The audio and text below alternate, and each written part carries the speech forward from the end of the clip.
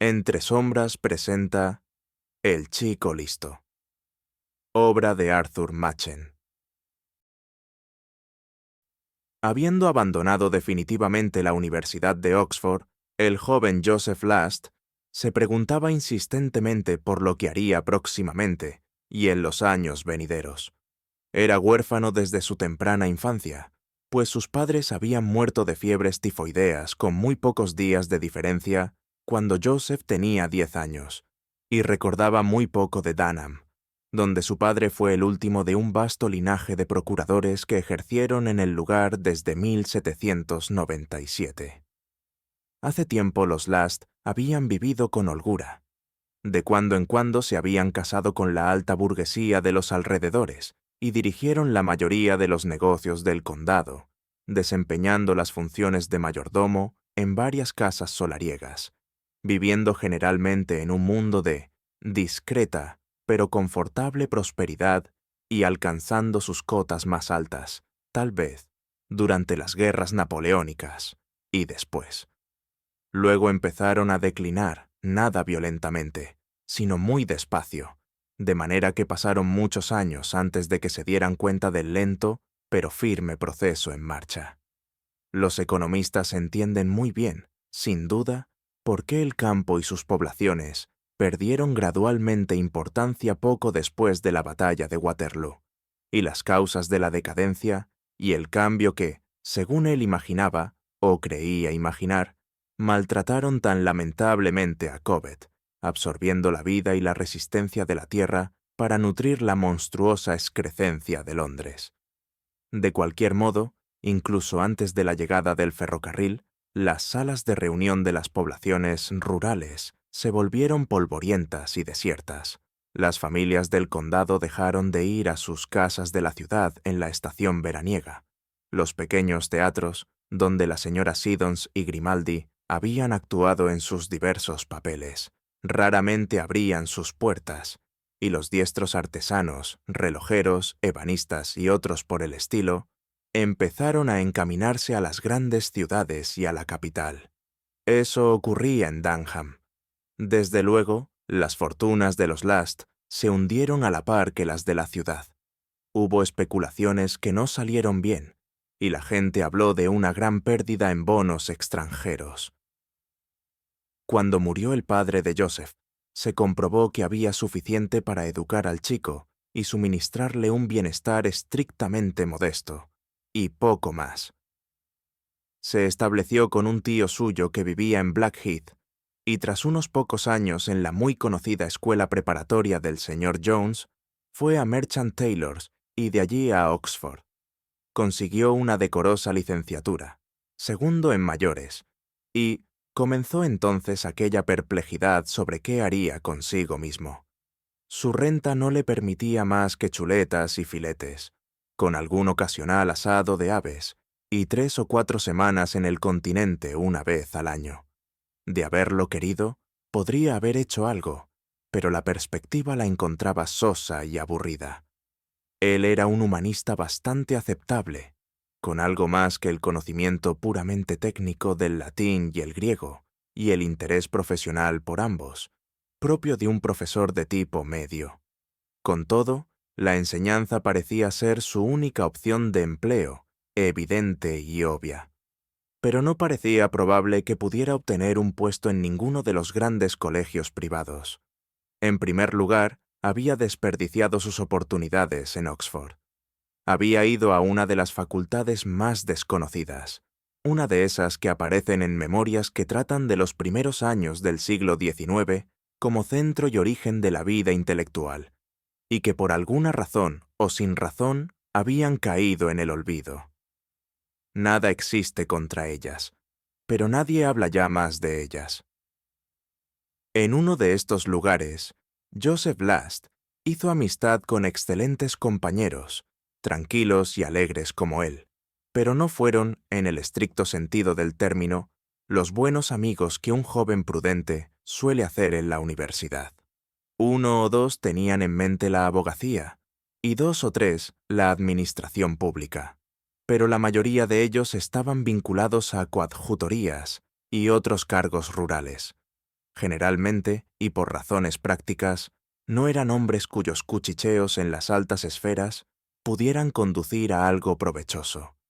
Además, aun en aquellos días, los deportes adquirían otra vez importancia en los colegios mejor acreditados, y en eso, el joven Last quedaba categóricamente excluido.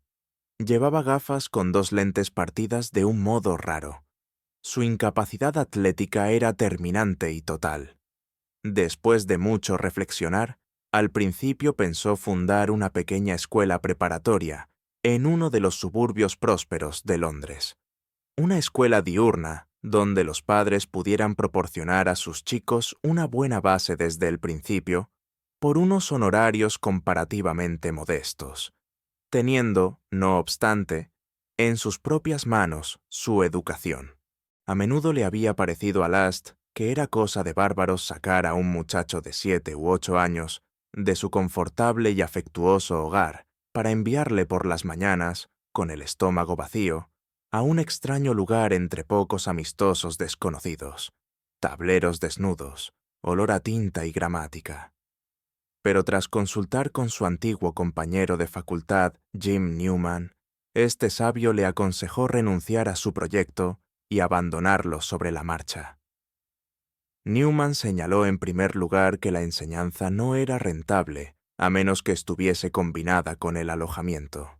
Dijo que todo saldría bien, y más que bien, y supuso que mucha gente que corrientemente regentaba hoteles con sumo gusto se dedicaría a practicar su misterioso arte bajo normas docentes. ¿Sabes? No necesitas gastarte mucho en mobiliario. No hace falta que los chicos se hagan sibaritas. Además, no hay nada que un muchacho en su sano juicio odie más que la falta de ventilación. Lo que quiere es aire puro y en abundancia. Y como sabes, viejo amigo, el aire puro es bastante barato. Y en cuanto a la comida, en un hotel ordinario es conveniente preocuparse de si es comestible. Pero en un hotel de los que estamos hablando, un pequeño accidente en el buey o el cordero proporciona una excelente oportunidad para ejercitar la virtud de la abnegación. Last oyó todo esto con una mueca lúgubre. «Pareces saberlo todo», dijo. «¿Por qué no te dedicas a eso tú mismo?» No pude evitar la ironía. Además, no creo que sea muy deportivo. Me voy a la India en otoño a la caza del jabalí con lanza y a caballo. Y hay otra cosa, continuó tras una pausa reflexiva. Tu idea de un externado es pésima. Los padres no te agradecerían que les permitieras tener a sus chicos en casa mientras son pequeños. Algunos llegan a decir que el principal propósito de los colegios es permitir a los padres una buena excusa para deshacerse de sus hijos. No es ninguna tontería. La mayoría de los padres y madres quieren a sus hijos y les gusta tenerlos en casa. En todo caso, cuando son jóvenes. Pero, de un modo u otro, se les ha metido en la cabeza que los profesores desconocidos saben más acerca de cómo educar a un muchacho que su propia gente. Y así es. En suma, desecha esa idea tuya. Last lo pensó con detenimiento y consideró los pormenores del ámbito docente, llegando a la conclusión de que Newman tenía razón. Por espacio de 2 o 3 años se encargó de recitales poéticos durante el verano. En el invierno encontró ocupación dando clases particulares a niños atrasados y preparando muchachos no tan atrasados para su examen de beca. Y su pequeño manual, griego para principiantes, se había revelado bastante útil en los primeros cursos. En general lo hizo bastante bien, y aunque el trabajo empezaba a aburrirle mortalmente, el dinero que ganaba, añadido a su renta, le permitía vivir como quería, bastante confortablemente. Ocupaba un par de habitaciones en una de las calles que bajaban del Strand al río, por las que pagaba 1 libra a la semana. Almorzaba pan y queso y otras fruslerías, con cerveza de su propio barril, y cenaba sencilla y suficientemente hora en una, hora en otra de esas confortables tabernas que por entonces abundaban en el barrio. Y de cuando en cuando, una vez al mes o algo así, en lugar de sus cenas en tabernas, iba tal vez al teatro, el vaudeville o el Olympic, el Globe o el Strand, para terminar con algo caliente. La tarde podía depararle una pequeña reunión. Entre las 6 y las 7 iban a visitarle a sus habitaciones antiguos amigos de Oxford, Sauch procedente de Temple y Medwin de la calle Buckingham, y Garraway posiblemente tomaría el autobús Yellow Albion, descendería de su remota cuesta al norte de Londres, llamaría al número 14 de Mowbray Street y exigiría fumar en pipa, cerveza negra y una buena función teatral. Y en raras ocasiones se presentaba Noel, otro miembro de nuestra pequeña asociación. Noel vivía en Turnham Green, en una casa de ladrillo rojo, que entonces era considerada simplemente anticuada, pero que ahora, pues fue derribada hace tiempo, sería célebre por haber sido objeto de la predilección de la reina Ana o de los primeros georgianos. Vivía allí con su padre, funcionario retirado del Museo Británico, y, a través de un hombre que había conocido en Oxford, se había abierto camino en el periodismo literario, colaborando normalmente en un importante semanario. De ahí la importancia de sus ocasionales descensos a Buckingham Street, Mowbray Street y el Temple. Noel, como hombre de letras en cierta manera, o al menos periodista profesional, era miembro del Blacks Club, que en aquellos días tenía exiguos locales en Maiden Lane. Noel solía visitar las guaridas de sus amigos y tomaba con ellos cerveza de Malta y ostras, y los arrastraba al patio de butacas de cualquier teatro del vecindario, donde contemplaban una excelente interpretación y una animada y disparatada función. Disfrutaban de ambas y luego cenaban en el Tavistock. Después de esto, Noel los llevaba al Blacks, donde, muy probablemente, verían a alguno de los actores que les habían divertido por la tarde, y a sus amigos los periodistas y hombres de letras, así como algún ocasional pintor o fotógrafo. Last disfrutaba mucho en este lugar, especialmente entre los actores, que le parecían más geniales que los literatos. Sobre todo, se hizo amigo de uno de los actores, el viejo Meredith Mandeville, que había conocido al anciano King.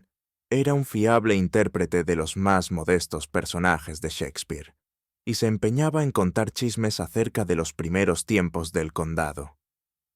Para empezar, disponía de 9 chelines a la semana. Cuando llegabas a 15 chelines, le dabas a tu casera 8 o 9, y el resto lo tenías para gastar.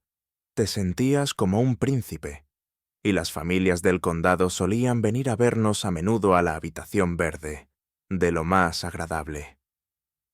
A Last le encantaba conversar con este amable y anciano caballero, cuya plácida y cordial serenidad no se había echado del todo a perder a causa de las incalculables cantidades de ginebra que ingería, vislumbrando una vida extrañamente alejada de la suya propia. Vagabundeo, inseguridad, malas rachas y jolgorio. Y como fondo de todo, el encendido murmullo del escenario, voces profiriendo cosas tremendas y la sensación de moverse en dos mundos. El anciano, por su parte, no había sido especialmente próspero o afortunado, y, no obstante, había disfrutado de su vida, se burlaba de sus inconvenientes y hacía de los malos tiempos una aventura. Last solía expresar su envidia por la carrera del actor, haciendo hincapié en la insignificancia de su propio trabajo, el cual, decía él, consistía en manipular los cerebros de los pequeños, enseñar a los mayores los trucos de los exámenes y, en general, hacer cosas sin importancia. Tiene tanto que ver con la educación como la albañilería con la arquitectura, dijo él una noche, y no es nada divertido. El viejo Mandeville, por su parte, escuchaba con interés estas revelaciones acerca de un mundo tan extraño y desconocido para él como el de las candilejas lo era para el preceptor. Hablando en términos generales, nada sabía de libros a excepción de los textos teatrales. Había oído hablar, sin duda, de cosas llamadas exámenes, como la mayoría de la gente ha oído hablar de los ritos de iniciación de las pieles rojas, pero era tan ajeno a unos como a los otros. Encontraba interesante y extraño estar sentado en Blacks, hablando en realidad con un buen compañero que estaba dedicado seriamente a esta curiosa profesión. Y existían cuestiones, advirtió Last con asombro, en las que los dos círculos coincidían, o así lo parecía. El preceptor, deseando mostrarse agradable, empezó una noche a hablar acerca de los orígenes del rey Lear. El actor se sorprendió escuchando leyendas celtas que le sonaban a incomprensible disparate. Y cuando llegaron al episodio del caballero, que lucha con el rey del país de las hadas por la mano de Cordelia, hasta el día del juicio final, estalló. Lear es una bicoca, de eso no hay duda. Eres demasiado joven para haber visto el Lear de Barry O'Brien. Magnífico. Desde entonces se ha ensayado mucho el papel, pero nunca ha sido representado. Yo mismo he interpretado al loco, y debo decirlo, no sin alguna recompensa aprobatoria. Recuerdo una vez en Stafford, y a Last le alegró dejarle contar su historia, que acababa bastante extrañamente, con un corazón de buey para cenar. Pero una noche, cuando Last se quejaba, como solía hacer frecuentemente, de la fragmentaria, inconexa y nada satisfactoria índole de su ocupación, el anciano le interrumpió de una forma completamente inesperada. «Es posible», empezó. «Es posible, fíjese, que yo disponga de medios para aliviar el tedio de su destino. Hace unos días hablaba con una prima mía, la señorita Lucy Pilliner, una mujer muy agradable. Ella conoce el mundo a fondo, y en el curso de nuestra conversación le mencioné. Espero que me permita la libertad, que últimamente había conocido a un joven caballero de considerable eminencia docente, que estaba algo molesto con las demasiado bruscas y frecuentes admisiones y despidos en su actual empleo de preceptor. Me sorprendió que mi prima recibiera estas observaciones con cierto interés, pero no contaba con recibir esta carta. Mandeville entregó la carta a Last. Esta comenzaba así: «Mi querido Ezequiel», y Last advirtió de reojo una mirada del actor que abogaba por el silencio y la discreción en esta cuestión. La carta venía a decir, en un estilo casi tan digno como el de Mandeville, que la remitente había considerado detenidamente las circunstancias que rodeaban al joven preceptor, según se las refirió su primo, en el transcurso de su muy agradable conversación del último viernes, y se inclinaba a pensar que sabía de un puesto docente, de lo más estable y satisfactorio, disponible dentro de poco en una familia que ella conocía. «Si le interesa a su amigo», terminaba la señorita Pilliner, «me encantaría que se pusiera en contacto conmigo con vistas a prepararle una entrevista en la que pudiera discutir el asunto con mayor precisión y detalle». «¿Qué le parece?», dijo Mandeville, mientras Last le devolvía la carta de la señorita Pilliner. Last vaciló por un momento. Existe una atracción y también una repulsión en lo poco corriente e improbable, y Last dudaba que el trabajo docente obtenido en el Blacks, a través de un actor y una dama de Islington, había visto el nombre al comienzo de la carta, fuera sólido o conveniente. Pero prevalecieron los pensamientos más luminosos, y le aseguró a Mandeville que estaría encantado de llegar al fondo del asunto, agradeciéndole muy afectuosamente su interés. El anciano asintió favorablemente, le devolvió la carta para que tomara nota de la dirección de la señorita Pilliner, y le sugirió una nota inmediata solicitando una cita. «Y ahora», dijo, «a pesar de las censurables objeciones del príncipe taciturno, propongo beber esta noche a su jocunda salud». Y le deseó a Last la mejor suerte del mundo, con sincera amabilidad. 2 días más tarde, la señorita Pilliner presentó sus respetos al señor Joseph Last y le rogó que hiciese el favor de visitarla 3 días después, al mediodía, si el día y la hora no son incompatibles con su conveniencia. Entonces podrían aprovechar la ocasión, prosiguió ella, para discutir cierta propuesta, cuya índole, creía ella, había sido significada al señor Last por su buen primo, el señor Meredith Mandeville. Corona Square, donde vivía la señorita Pilliner, era una pequeña, casi diminuta, plazoleta en los más remotos parajes de Islington. Sus edificios de 2 plantas, de ladrillos amarillentos, estaban completamente cubiertos de parras, clemátides y toda clase de enredaderas. Frente a las casas había pequeños arriates ajardinados, vistosamente florecidos, y el recinto de la plaza contenía poco más aparte de un venerable y enorme moral, mucho más antiguo que los edificios circundantes. La señorita Pilliner vivía en la esquina más tranquila de la plaza. Recibió a Last con una especie de mezcla de saludo y reverencia, y le rogó que se sentara en un sillón de respaldo alto, tapizado con crines de caballo.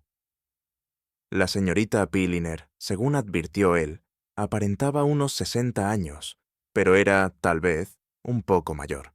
Era sobria, íntegra y sosegada, y sin embargo, podía uno imaginar en ella una oculta extravagancia. Enseguida, mientras discutían sobre el tiempo, la señorita Pilliner le ofreció un oporto o un jerez de primera calidad, galletas dulces o bizcocho de pasas, y después fue derecha al asunto del día. Mi primo, el señor Mandeville, me habló, comenzó ella, de un joven amigo suyo de gran experiencia docente, quien, no obstante, estaba descontento con la, en cierto modo, informal y ocasional índole de su empleo. Por una singular coincidencia, 1 o 2 días antes había recibido una carta de una amiga mía, la señora Marsh. En realidad es parienta lejana, una especie de prima, creo, pero al no ser montañesa ni galesa, realmente no puedo decir en qué grado. Era una criatura encantadora, y todavía una mujer hermosa. Se llamaba Manning, Arabella Manning, y realmente no sabría decirle por qué razón se casó con el señor Marsh. Solamente le vi una vez, y le encontré inferior a ella desde todos los puntos de vista posibles, y considerablemente mayor. Sin embargo, ella proclama que es un marido fiel y una excelente persona, en todos los aspectos. Se conocieron, por extraño que pueda parecer, en Pekín, donde Arabella era institutriz de una de las familias de la legación extranjera. El señor Marsh, tenía yo entendido, representaba intereses comerciales muy importantes en la capital del país florido, y al ser presentado a mi parienta, se produjo inmediatamente una atracción mutua. Arabella Manning renunció a su puesto en la familia del agregado, y, a su debido tiempo, se celebró el matrimonio.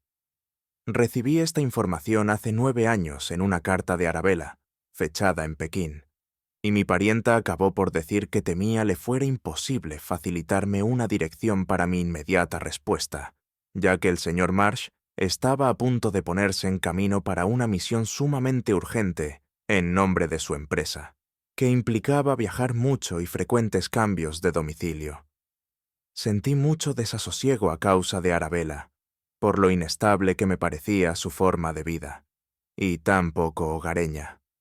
No obstante, un amigo mío que trabaja en la City me aseguró que no había nada raro en tales circunstancias, y que no debía alarmarme por ello.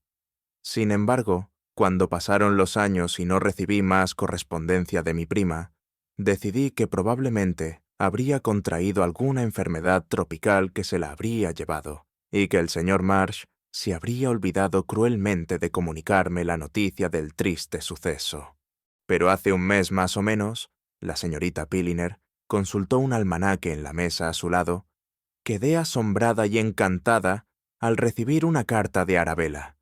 Escribía desde uno de los más lujosos y selectos hoteles del West End londinense, anunciándome la vuelta a su tierra natal de ella y de su marido tras muchos años de vagabundeo. El vivo interés del señor Marsh por los negocios, al parecer, había concluido finalmente de una forma sumamente próspera y afortunada, y estaba ahora en negociaciones para adquirir una pequeña propiedad en el campo, donde esperaba pasar el resto de sus días en pacífico retiro.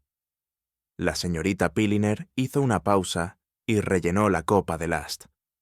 «Siento molestarle», prosiguió, «con esta larga historia, que estoy segura debe ser un deplorable tormento para su paciencia. Pero, como verá usted dentro de poco, las circunstancias se salen un poco de lo normal y, como usted debe tener, confío, un particular interés en ellas. Pienso que es conveniente que esté informado de todo, a carta cabal y en toda regla, como solía decir mi pobre padre con sus bruscos modales. Bien, señor Last, como le he dicho, recibí esta carta de Arabella con su extremadamente gratificante información. Como usted puede suponer, me alegró mucho enterarme de que todo se había resuelto tan felizmente. Y al final de la carta, Arabella me rogaba que fuera a visitarles al Hotel Billing, añadiendo que su marido estaba muy deseoso de tener el gusto de conocerme. La señorita Pilliner se acercó al cajón del escritorio que había junto a la ventana y sacó una carta. Arabella fue siempre muy considerada. Dice, sé que siempre has vivido muy discretamente y no estás acostumbrada a la agitación del elegante Londres, pero no tienes por qué alarmarte.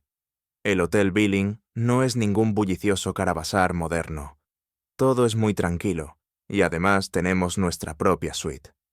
Herbert, su marido, señor Last, insiste rotundamente en que nos hagas una visita, y no debes defraudarnos. Si te conviene, el próximo jueves, día 22, te enviaré un carruaje a las 4 en punto que te traiga al hotel, y estarás de vuelta en Corona Square, después de compartir con nosotros un pequeño refrigerio. Muy amable, de lo más considerado. ¿No está de acuerdo conmigo, señor Last? Pero mire la postdata. Last tomó la carta, de escritura apretada y pulcra, y leyó. PD, tenemos que darte una maravillosa noticia. Es demasiado buena para ponerla por escrito, así es que la reservaré para nuestra entrevista. Last devolvió la carta de la señora Marsh. El prolongado y ceremonioso recibimiento de la señorita Pilliner le estaba sumiendo en un dulce sopor. Se preguntaba vagamente cuándo iría ella al grano, y cuál sería éste, y sobre todo, qué diablos tenía que ver con él esta historia familiar, algo insulsa. La señorita Pilliner prosiguió. Naturalmente, acepté tan amable y urgente invitación.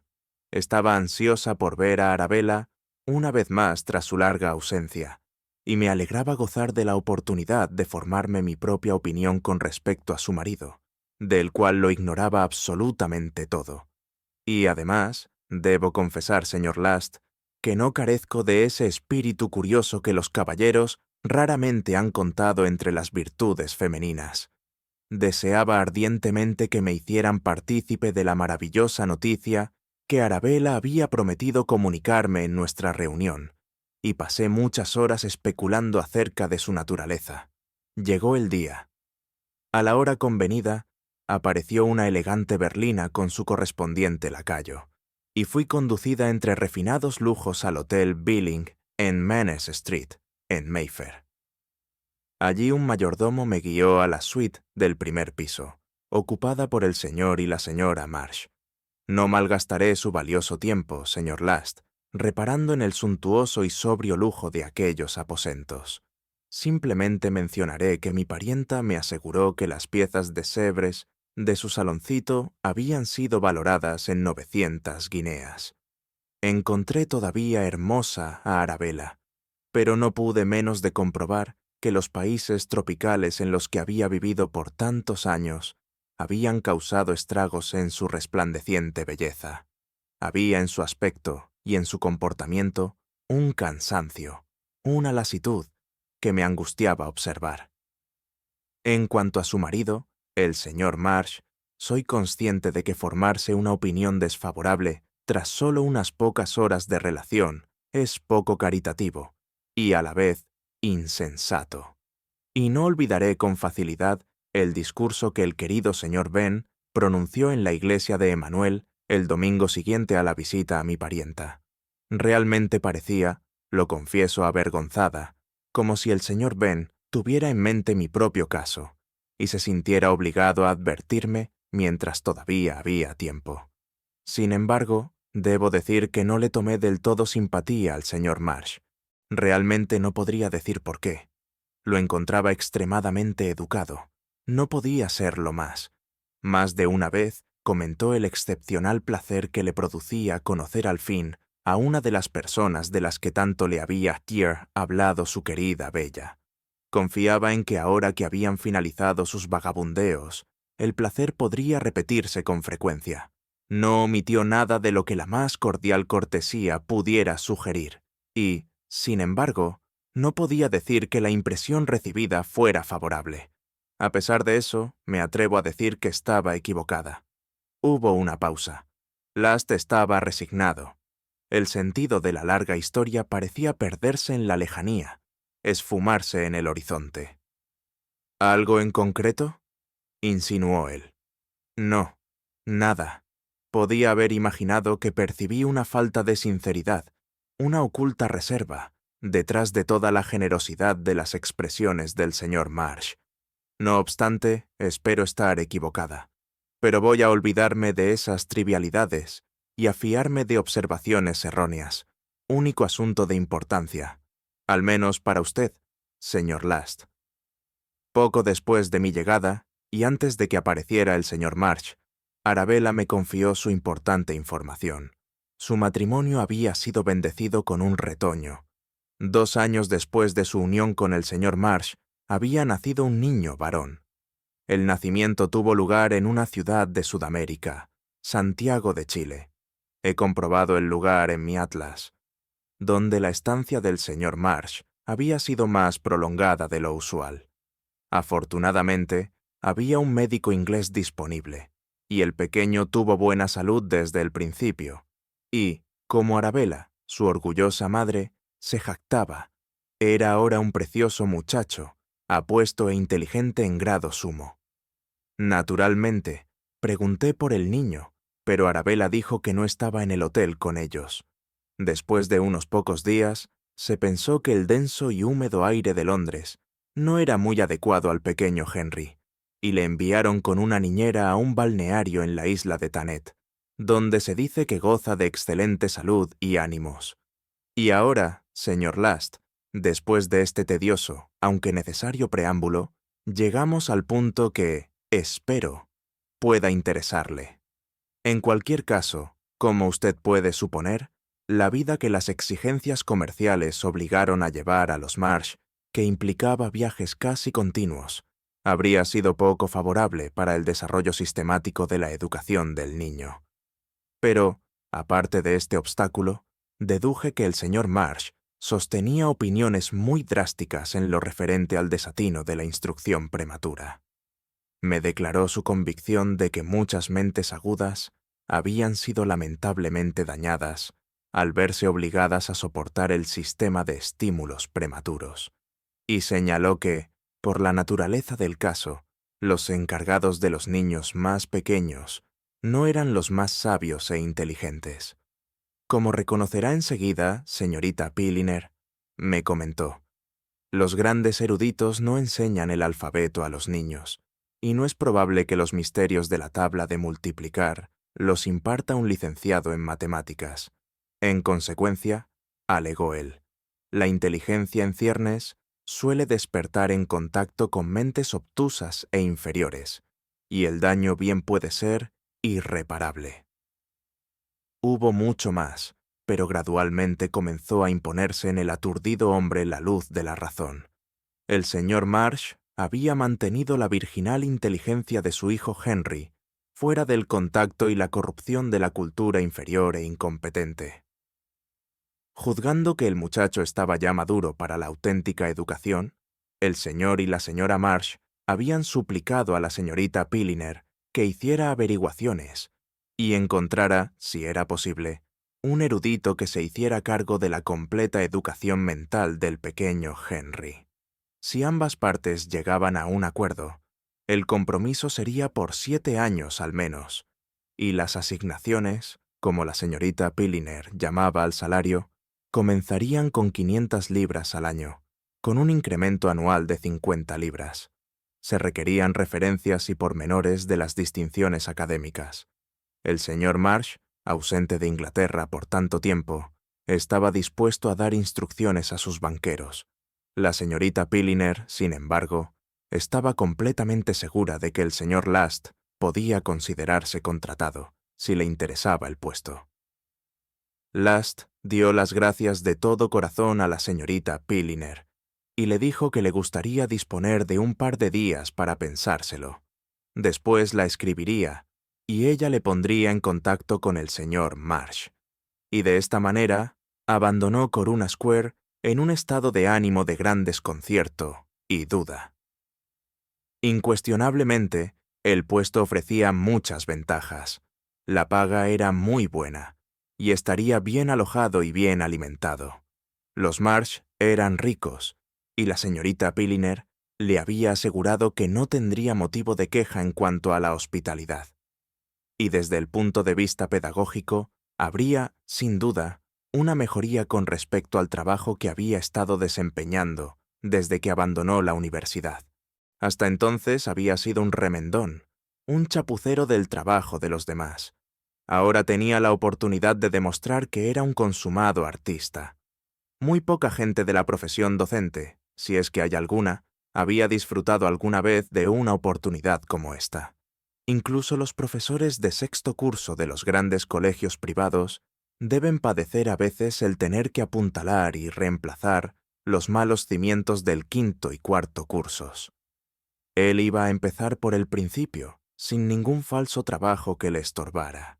Desde el abecedario a Platón, Esquilo y Aristóteles, se susurraba a sí mismo. Indudablemente era una gran oportunidad, y en cuanto a su contrapartida, tendría que abandonar Londres, pese a haber crecido encariñado con la familiar y animada ciudad que también conocía, y sus confortables habitaciones en Mowbray Street, junto al poco frecuentado Victoria Embankment, bastante tranquilas y, no obstante, a solo un minuto o dos del estruendoso Strand. Las reuniones con los viejos amigos de Oxford, las veladas en el teatro, las agradables tabernas con sus compartimentos secretos y sus excelentes chuletas y filetes y cerveza negra, las campanadas a medianoche y después, oídas en cordial compañía en el Blacks. Todo eso desaparecería. La señorita Pilliner había hablado de que el señor Marsh buscaba algún lugar a considerable distancia de la ciudad. Tenía puesto el ojo, dijo ella, en una casa en la frontera con Gales, que pensaba alquilar amueblada, con una opción de compra si definitivamente la encontraba apropiada. Viviendo en alguna parte de la frontera galesa, no podría ir a Londres a visitar a sus viejos amigos y regresar en la misma noche. Sin embargo, tendría vacaciones, y en vacaciones puede hacerse mucho.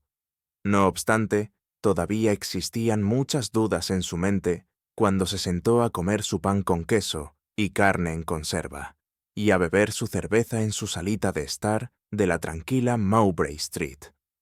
Estaba influenciado, pensó, por la evidente antipatía de la señorita Pilliner hacia el señor Marsh, y aunque aquella hablaba al estilo del Dr. Johnson, tenía la impresión de que, como una dama de la propia época del doctor, tenía un fondo de sensatez. Evidentemente no confiaba demasiado en el señor Marsh. Sin embargo, ¿qué puede hacerle el más astuto estafador a su preceptor permanente? ¿Darle cordero frío para comer u olvidarse de pagarle el salario? En ambos casos el remedio era simple. El preceptor abandonaría rápidamente la residencia y regresaría a Londres, y no sería mucho peor. Después de todo, reflexionaba Last, nadie puede imponer al preceptor de su hijo que invierta en plata uruguaya, o en especias de Java, o cualquier otra falaz empresa comercial. Por tanto, ¿qué le importaban a él las presuntas astucias de Marsh? Pero una vez más, resumidos y considerados todos los pros y los contras, quedaba pendiente una vaga objeción. Last no podía aportar argumentos para oponerse a ella, ya que no estaba formulada en palabras, y era variable como una nube.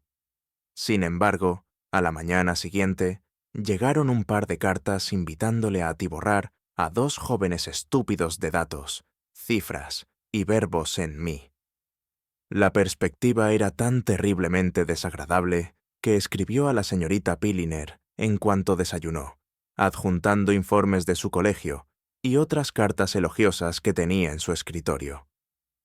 A su debido tiempo se entrevistó con el señor Marsh en el Hotel Billing. En general se agradaron mutuamente. Last encontró a Marsh enjuto, mordaz, sombrío y de mediana edad.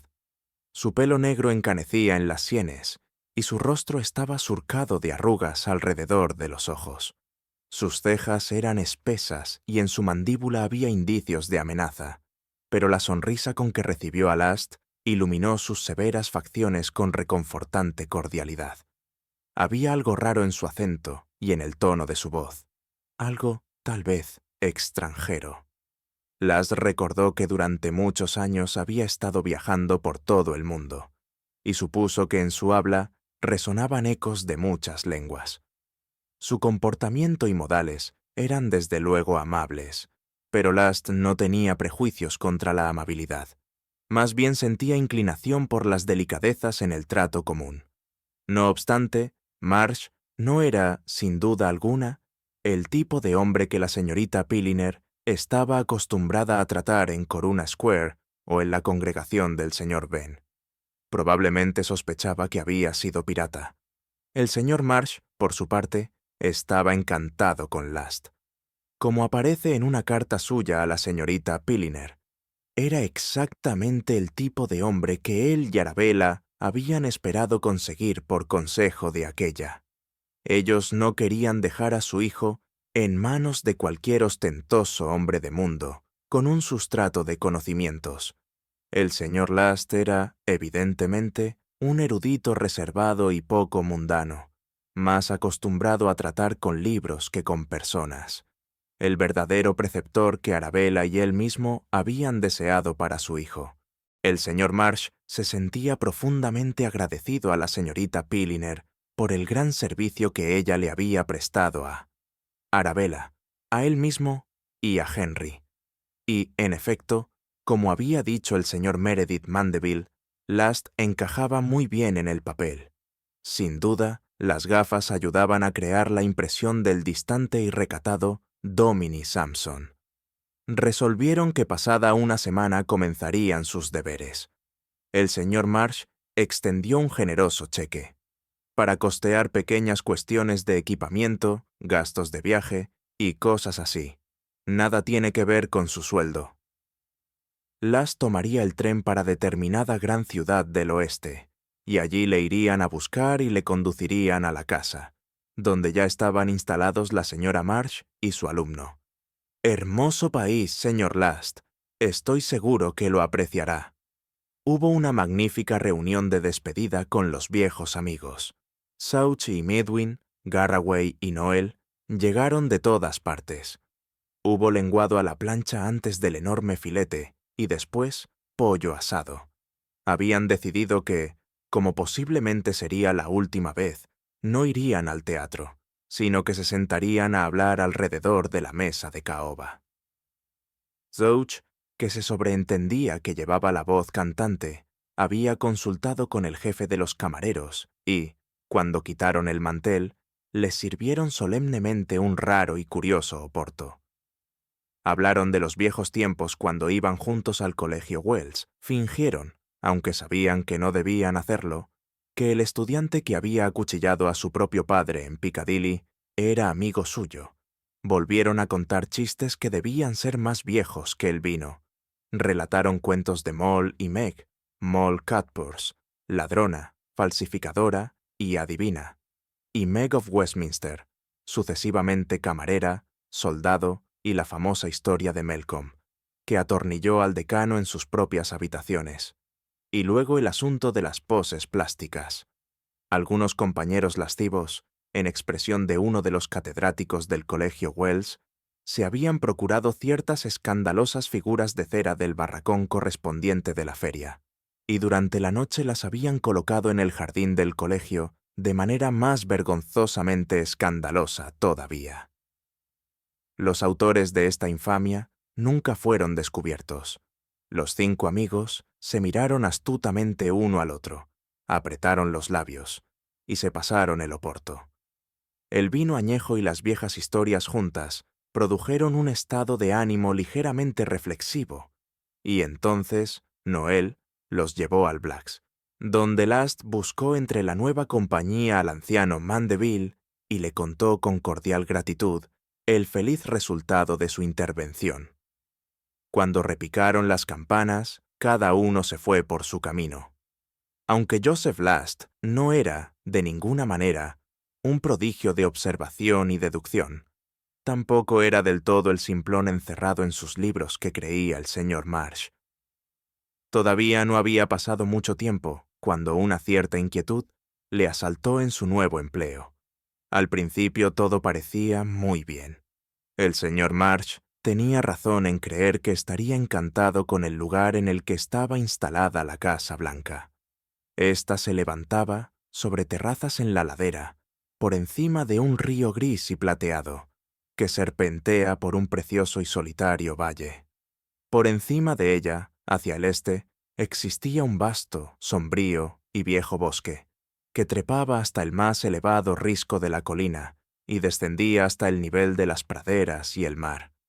Situado en el extremo más alto del bosque, Last miró hacia el oeste entre las ramas y contempló las tierras del otro lado del río, la elevación y declive de la región en sucesivas ondulaciones, la inmensa y borrosa muralla montañosa, azul en la distancia, y las blancas granjas brillando al sol en la vasta ladera.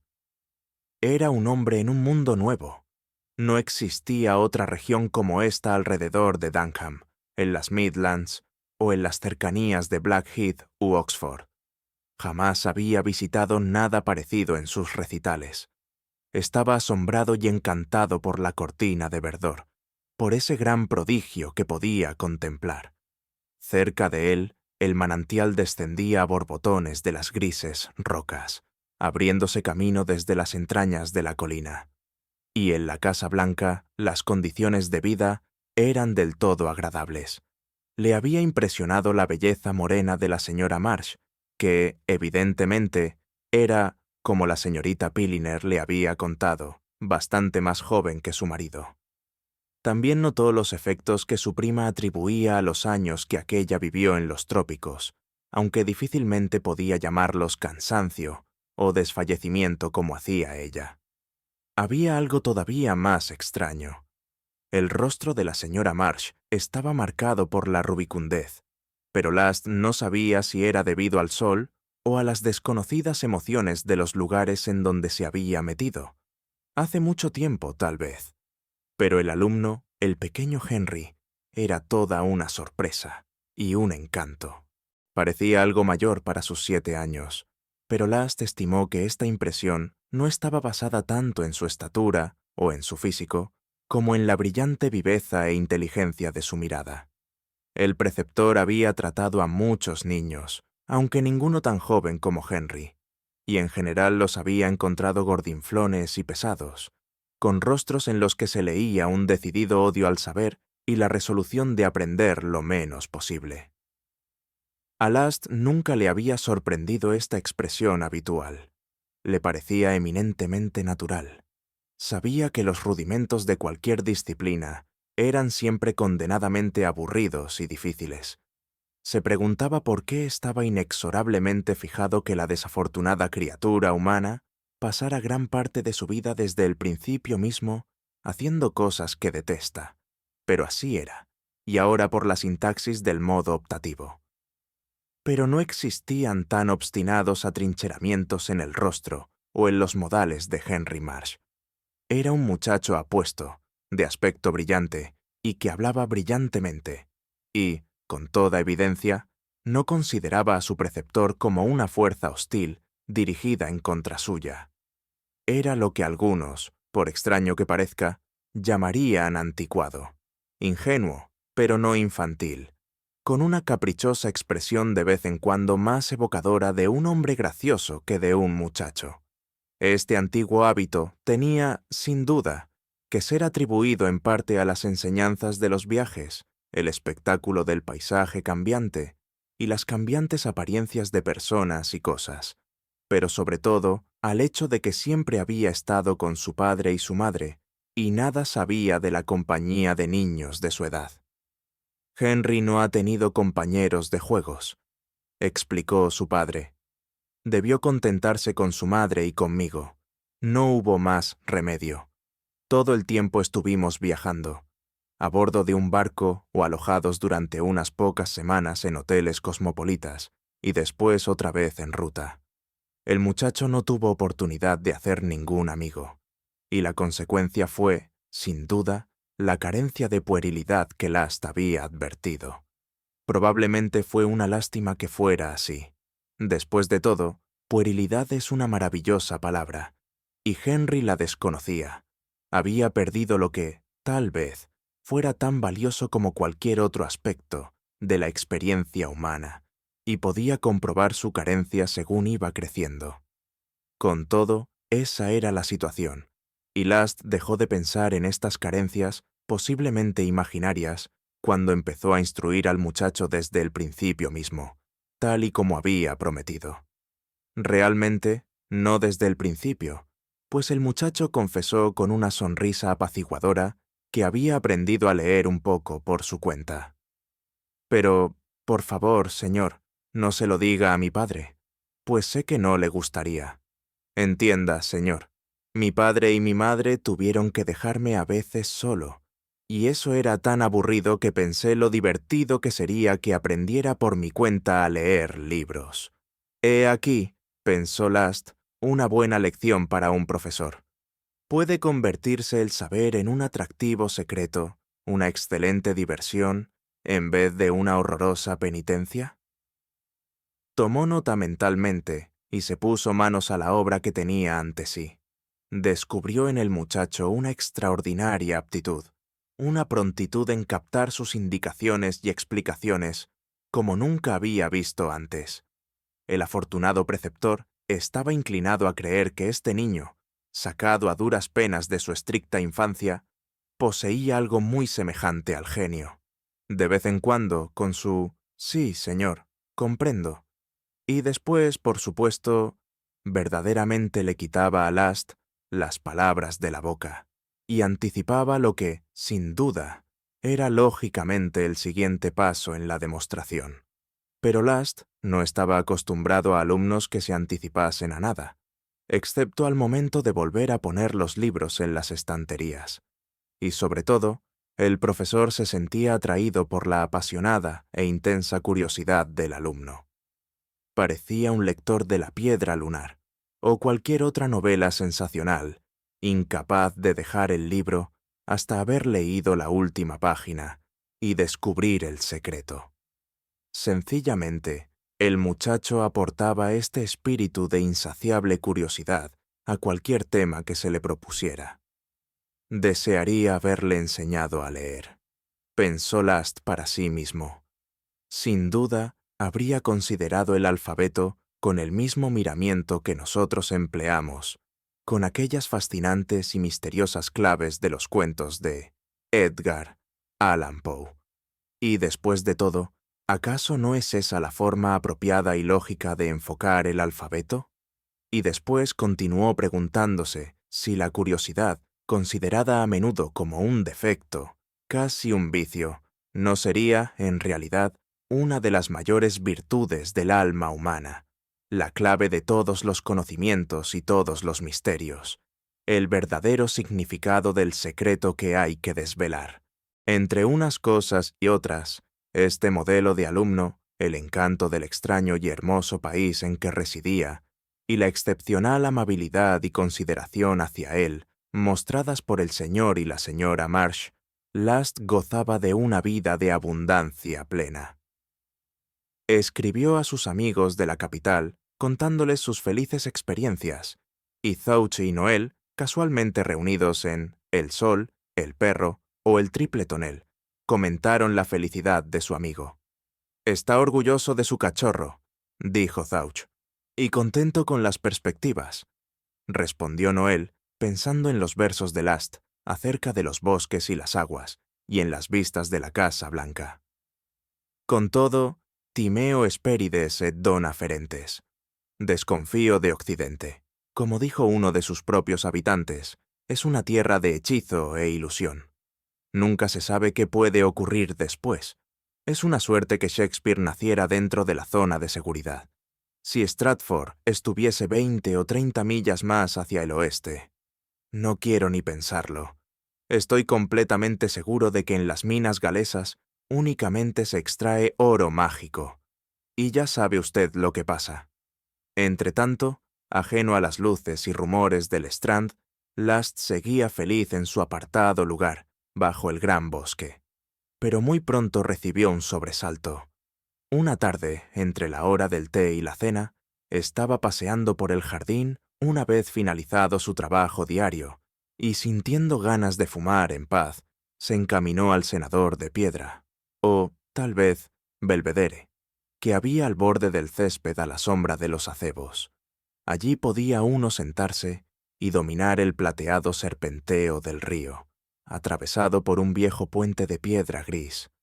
Cuando iba a instalarse, reparó en un libro sobre la mesa frente a él.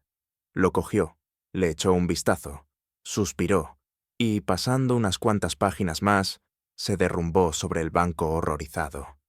El señor Marsh siempre había deplorado su ignorancia acerca de los libros. Sabía leer y escribir, y poco más, decía, cuando fui arrojado al mundo de los negocios, en el escalón más bajo. Y he estado tan ocupado desde entonces que temo que ahora sea demasiado tarde para recuperar el tiempo perdido. En efecto, Last había advertido que aunque Marsh solía hablar con bastante esmero, tal vez con excesivo esmero, podía equivocarse en el calor de la conversación. Y sin embargo parecía que no solamente había tenido tiempo para leer, sino que había adquirido suficientes conocimientos como para descifrar el latín de un terrible tratado renacentista, por lo general desconocido incluso para los coleccionistas de semejantes cosas. Last había oído hablar del libro, y las pocas páginas que había hojeado le indicaron que bien se merecía su pésima reputación. Fue una desagradable sorpresa. Last admitía abiertamente que la moral de su patrón no era asunto suyo. Pero ¿por qué se molestaría el hombre en contar mentiras? Last recordó que la extravagante señorita Pilliner le había contado sus impresiones sobre Marsh. Había detectado una falta de sinceridad, una especie de reserva bajo una cortés fachada de cordialidad. La señorita Pilliner era, desde luego, una mujer perspicaz. Existía en Marsh una indudable falta de sinceridad. Last dejó sobre la mesa el espantoso volumen y anduvo por el jardín de un lado a otro, sintiéndose muy preocupado. Sabía que había estado violento durante la cena y dijo que se sentía un poco pachucho, con tendencia al dolor de cabeza. Marsh estuvo afable y alegre, como siempre, y su esposa simpatizó con Last. Apenas había dormido en toda la noche, se lamentaba y se sentía abatida y cansada. Pensaba que había amenazas en el ambiente. Last, admirando su belleza, confesó una vez más que la señorita Pilliner llevaba razón. Dejando aparte su fatiga momentánea, había en ella una cierta languidez tropical, algo de las noches apacibles y ardientes y de la fragancia de las flores exóticas. Marsh sacó un brandy muy especial que administró con el café, diciendo que curaría a ambos enfermos y les haría compañía. Efectivamente, Last tuvo que confesar que se sentía considerablemente más a gusto después de la excelente cena, el buen vino y el raro brandy. Aunque humillante, era imposible, seguramente, negar la influencia del estómago. Last se retiró pronto a su habitación, tratando de convencerse de que la doblez de Marsh no era asunto suyo. Encontró una inocente, o casi inocente, explicación antes de que se le acabara la última pipa, sentado junto a la ventana abierta, escuchando vagamente el murmullo del río y contemplando las sombrías tierras de más allá. «He aquí», reflexionó, «una forma modificada del mal de Bounderby». Decía Bounderby que él empezó siendo un miserable paria, hambriento y desaliñado. Marsh dice que se convirtió en recadero, o algo por el estilo antes de poder aprender algo. Bounderby mentía, y Marsh, sin duda, miente. Es una manía de los ricos. Exageran sus éxitos recientes, exagerando sus primitivas desventajas. Cuando se fue a dormir, casi había decidido que el joven Marsh había estado en un buen instituto de segunda enseñanza, y había hecho bien. A la mañana siguiente, Last se despertó casi relajado. Fue, sin duda, una lástima que Marsh adoptara una sutil y falsa jactancia. Sus gustos literarios eran ciertamente deplorables, pero eso era únicamente asunto suyo. Y el muchacho compensaba de todo. Mostraba un dominio tan claro de la gramática inglesa que Last pensó que muy pronto podría empezar con el latín. Una noche, durante la cena, lo mencionó mirando a Marsh con jocosa atención. Pero Marsh no dio muestras de que el dardo le hubiera alcanzado. «Eso demuestra que tenía razón», observó. «Siempre he dicho que no hay equivocación mayor que obligar a los niños a estudiar antes de estar capacitados para ello. La gente suele cometerla, y en 9 de cada 10 casos, las cabezas de esos niños quedan confundidas para el resto de sus vidas. Ya ve usted lo que ocurre con Henry. Le he mantenido apartado de los libros hasta ahora, y puede usted comprobar por sí mismo que no he perdido el tiempo con él. Está maduro para aprender, y no me extrañaría que en 6 meses adelantara a chicos corrientes prematuramente atiborrados de conocimientos durante 6 años. Puede ser, pensó Last, pero en general estaba dispuesto a atribuir el rápido progreso del chico antes a su propia inteligencia excepcional que al sistema, o falta de sistema, de su padre. Y en cualquier caso, era un gran placer enseñar a un muchacho así.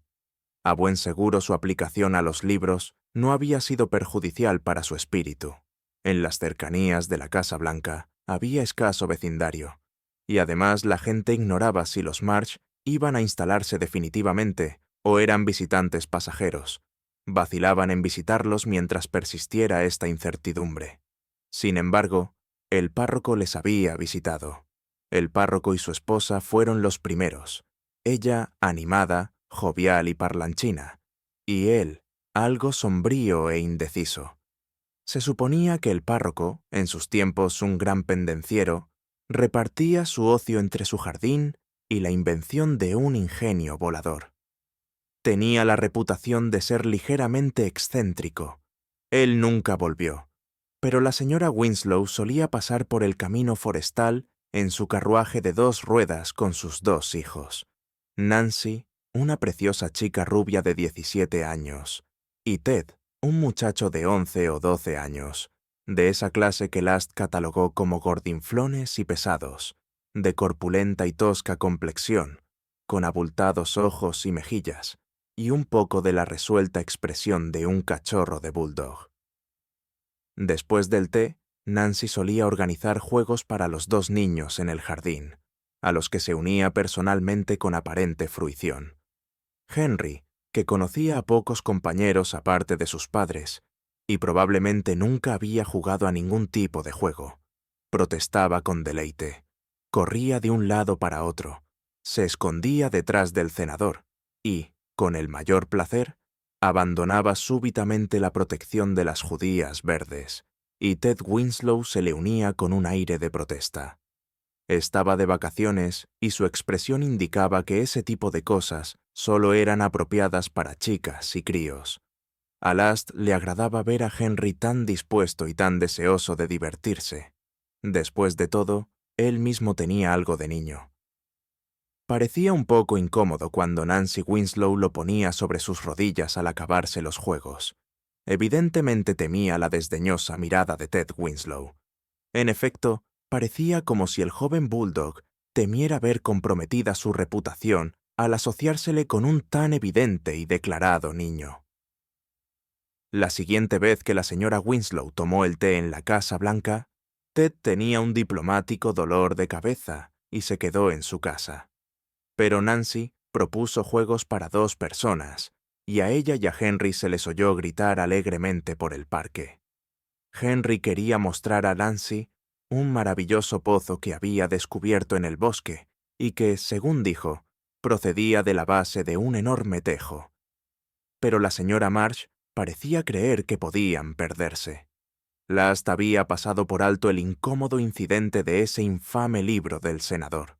En carta a Noel, le había comentado que temía que su patrón fuera en algunos aspectos un poco granuja, pero de confianza por lo que a él se refería. Y así era. Hacía progresos en su trabajo y no se metía en lo que no le importaba.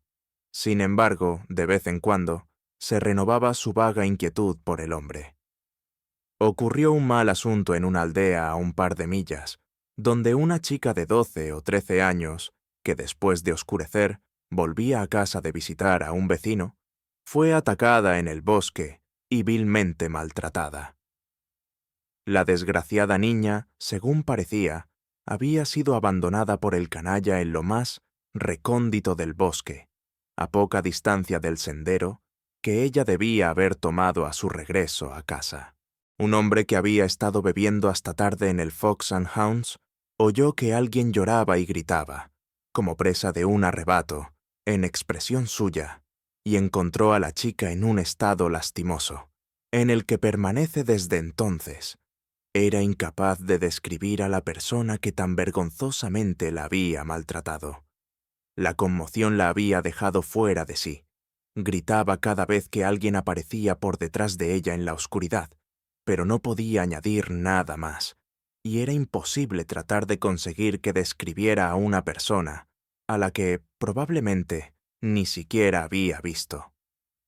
Naturalmente, esta horrible historia se convirtió en la atracción principal del periódico local, y una noche, estando Last y March fumando sentados después de la cena, el preceptor habló del caso. Dijo algo acerca del contraste entre la paz, belleza y tranquilidad del lugar y el infame crimen que tan cerca se había cometido. Le sorprendió comprobar que inmediatamente aumentó la inquietud de March. Se levantó de la silla y recorrió la habitación de acá para allá murmurando, «Terrible asunto, vergonzoso asunto». Y, cuando volvió a sentarse dándole la luz de lleno, Last vio el rostro de un hombre asustado. La mano que March había puesto sobre la mesa estaba crispada por la ansiedad. Golpeaba el suelo con el pie como si tratara de calmar el temblor de sus labios, y había un miedo mortal en sus ojos. A Last le chocaba y le asombraba el efecto que había producido con unas cuantas frases convencionales. Tímidamente, dispuesto a superar una situación difícil, comenzó a decir algo todavía más convencional, como que la belleza de la naturaleza jamás había conferido inmunidad para el crimen, o cualquier otra necedad parecida. Pero estaba claro que March no iba a calmarse, con nada por el estilo. Se levantó otra vez de la silla y golpeó su mano contra la mesa, en un fiero gesto de rechazo y negativa. «Por favor, déjelo, señor Last. No diga nada más. Verdaderamente nos ha afectado mucho a la señora March y a mí. Nos horroriza pensar que hemos traído a nuestro hijo aquí, a este pacífico lugar según teníamos entendido, solo para exponerle al contagio de este espantoso incidente. Por supuesto, hemos dado a los sirvientes órdenes estrictas de que no digan ni una palabra en presencia de Henry. Pero usted sabe cómo son los sirvientes y el finísimo oído que tienen los niños. Una o dos palabras casuales pueden arraigar en una mente infantil y contaminar todo su temperamento. Realmente es un pensamiento terrible. Debe usted haber advertido lo angustiada que ha estado la señora March estos últimos días. Lo único que podemos hacer es tratar de olvidarlo todo y confiar en que no se haya producido ningún daño irreparable en el muchacho».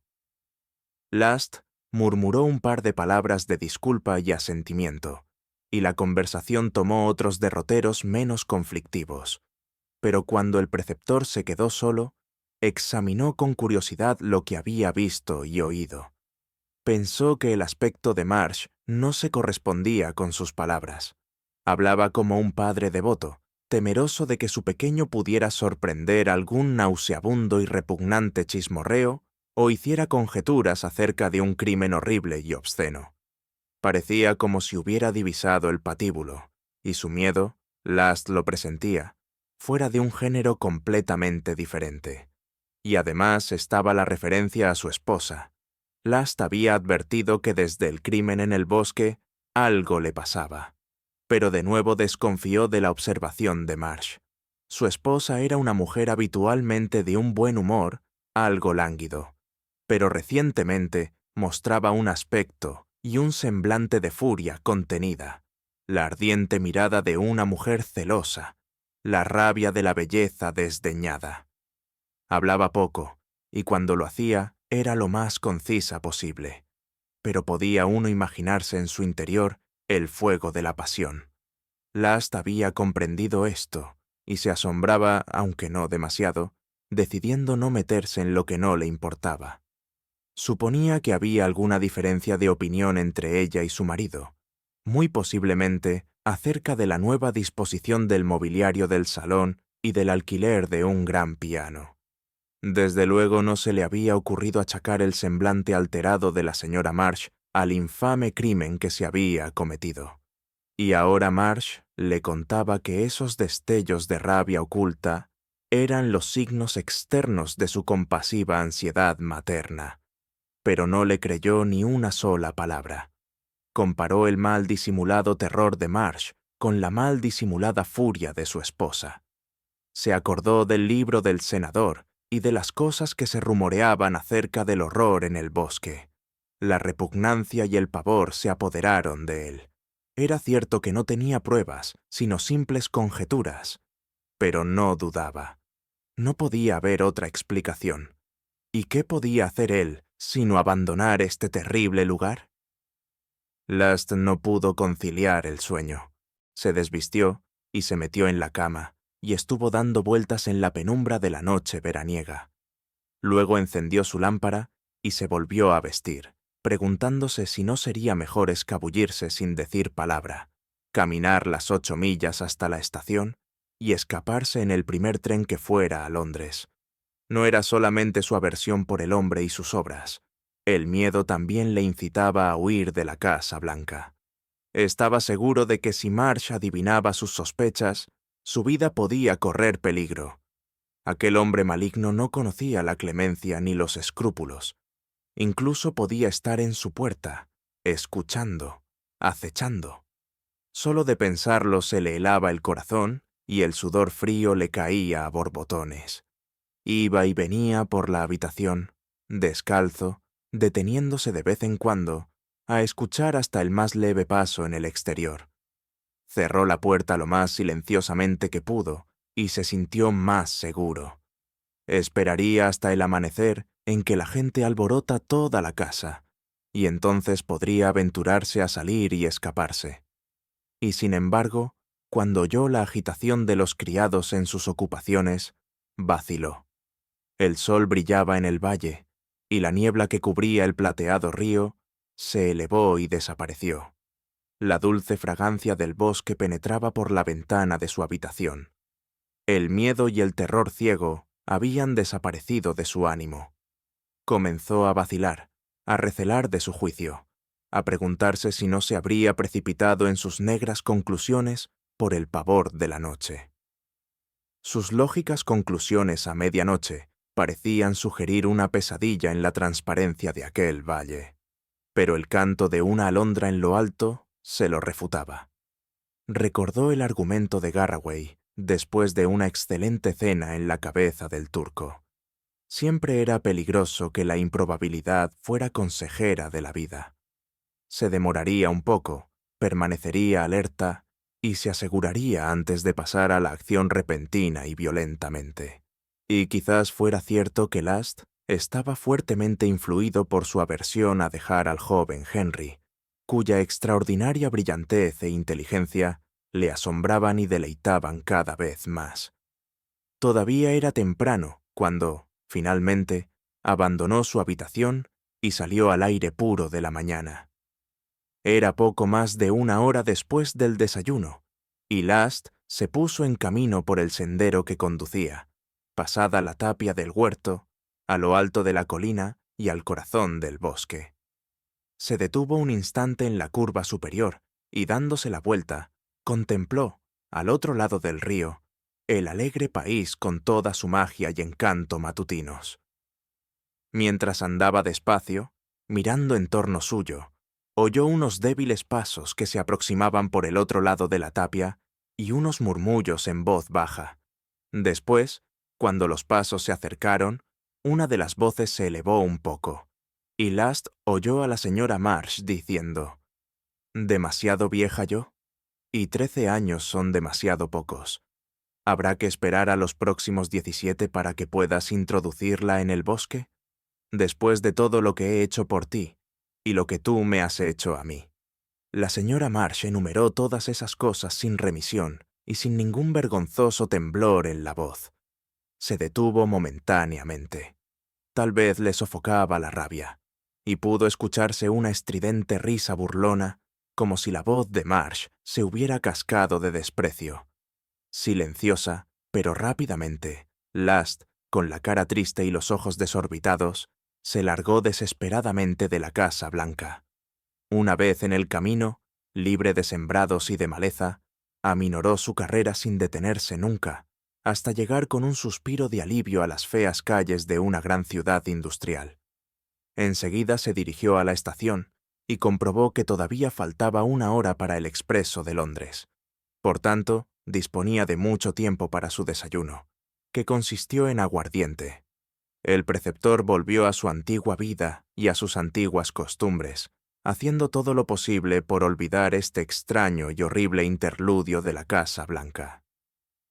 Se rodeó una vez más de sus gordinflones cachorros, dio clases intensivas y durante sus largas vacaciones preparó para los exámenes a los alumnos suspendidos, estando moderadamente satisfecho, en general, con el curso de los acontecimientos. De vez en cuando, procurando convencer a los gordinflones de que el latín y el griego eran lenguas habladas anteriormente por seres humanos y no enigmas sin sentido, inventados por demonios, pensaba, suspirando de pena, en el muchacho que tan bien las entendía y tanto las deseaba comprender. Y se preguntaba si no habría sido un cobarde por dejar a este encantador niño en las nefastas manos de sus espantosos padres. Pero, ¿qué otra cosa podía hacer? Era horrible pensar en Henry, corrompido más o menos rápidamente por sus detestables padre y madre, y creciendo con el fango de sus abominaciones gravitando sobre él. No entró en detalles con sus viejos amigos. Les dio a entender que había surgido una grave desavenencia que le hizo imposible continuar. Sus amigos asintieron con la cabeza y, comprendiendo que el asunto era delicado, no le hicieron preguntas, hablándole en su lugar de libros antiguos y de filetes recientes. De hecho, todos coincidieron en que el filete era demasiado reciente y emplazaron a William a que explicara este horror. No sabía que el filete, que sirve para el consumo de los cristianos, lo que los distingue de los hotentotes, necesita airearse tanto como la caza. El benigno y laborioso William probó, analizó y asintió con gran pesar suyo. Se disculpó y a continuación les dijo que como a los caballeros no les gustaría esperar a que cocinaran unas aves, les sugeriría una enorme, tierna y jugosa rodaja de ternera asada, recién cortada. La sugerencia fue aceptada y la encontraron excelente.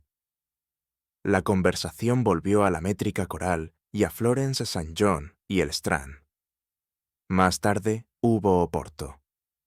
Muchos años después, cuando su vida, destruida desde mucho tiempo atrás, se había derrumbado en un estallido final, Last se enteró de la verdadera historia de su empleo como preceptor en la Casa Blanca.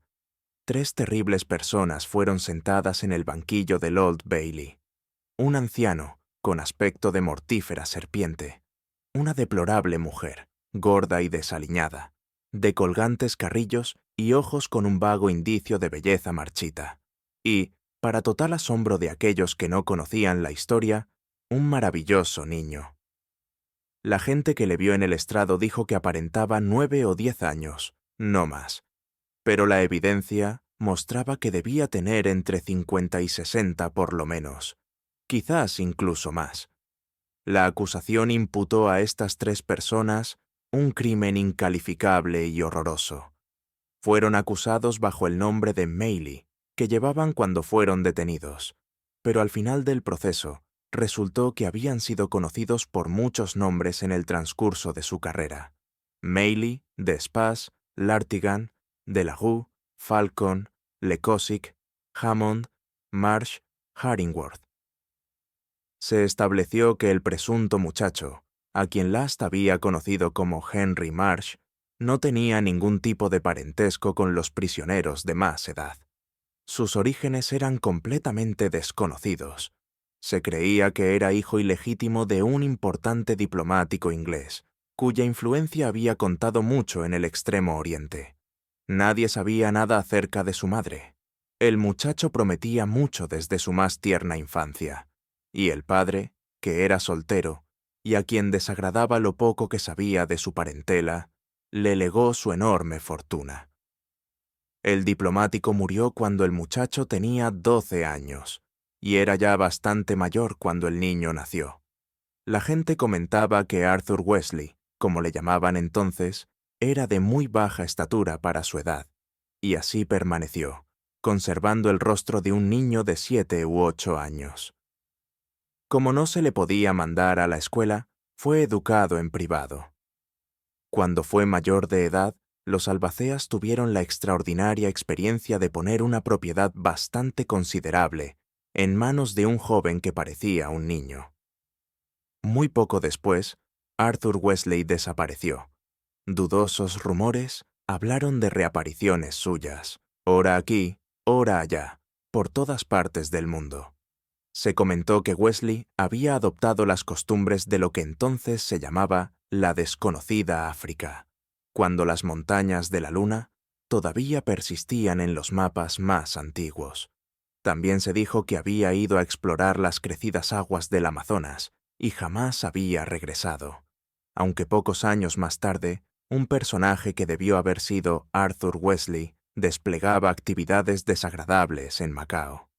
De acuerdo con el proceso, fue poco después de este período cuando, en palabras del fiscal, comprendió la necesidad de ponerse a cubierto. Su extraordinaria personalidad, con suficientes dotes de naturalidad, atrajo la atención sobre él y sus actividades, y dado que esas actividades eran por lo general, o siempre, odiosas, semejante atención era a la vez molesta y peligrosa.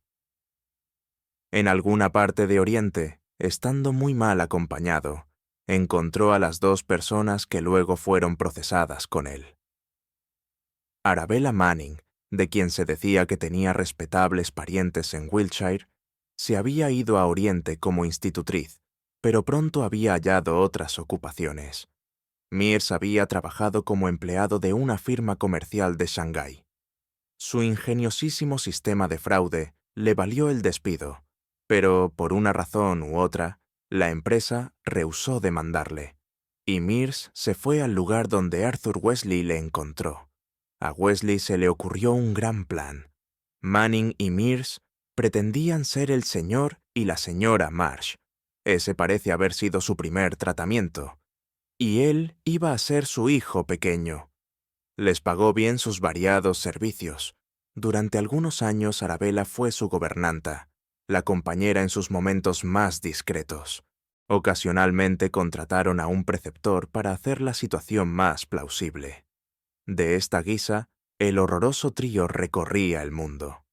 El tribunal escuchó todo esto, y mucho más, después que el jurado encontrara culpables a los 3 del concreto delito del que les acusaban.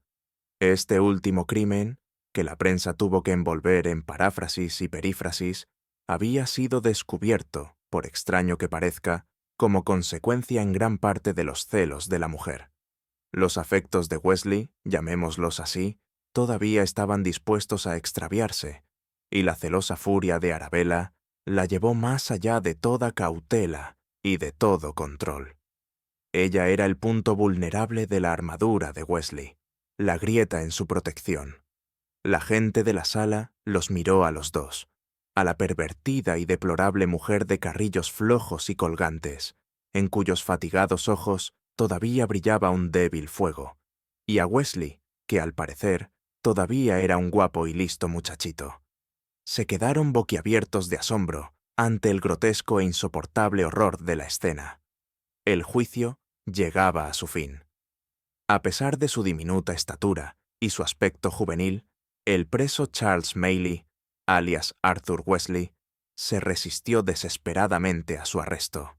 Poseía una inmensa fuerza para su talla, y casi estranguló a uno de los agentes que lo arrestó. Las fórmulas procesales fueron proferidas.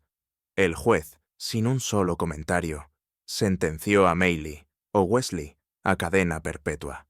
A John Mears a 15 años de cárcel y 10 años para Arabella Manning. El viejo mundo, ya ha sido señalado, había caído con gran estrépito. Habían pasado muchísimos años desde que echaran a Last de Mowbray Street, desde que descendiera sórdida y tranquilamente del Strand. Mowbray Street estaba ahora repleta de resplandecientes edificios de oficinas. Después fue de un cómodo escondrijo a otro, según Londres crecía en majestad y esplendor. Pero durante un año más o menos, estuvo oculto en una callejuela que tenía la ventaja de conducir a un cementerio abandonado, cerca de Gray's Inn Road. Medwin y Garraway habían muerto, pero una noche Last convocó en su domicilio a los supervivientes Thouch y Noel, e inmediatamente preparó para ellos un excelente ponche.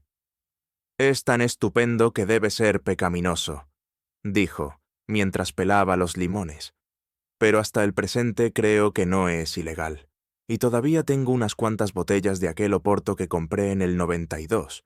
Y entonces les contó por primera vez toda la historia de su empleo en la Casa Blanca». Fin de la obra. Gracias por acompañarme y por escuchar hasta el final. Si te ha gustado, no olvides apoyar el canal con un me gusta y suscribirte para más relatos de la literatura clásica. Nos vemos en el próximo relato.